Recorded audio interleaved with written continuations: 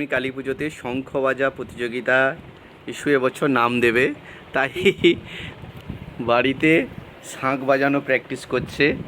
কালকে করেছিল বেলুন ফাটানো। বাবা বাজাও বাজাও বাজাও, তুমি নাম দিবে যে। ভেরি গুড, বাজাও বাজাও বাজাও বাজাও। কেমন বাজাও দেখি, এইরকম মামা বাজাই তো। হ্যাঁ পাপ্পা ইস্যু।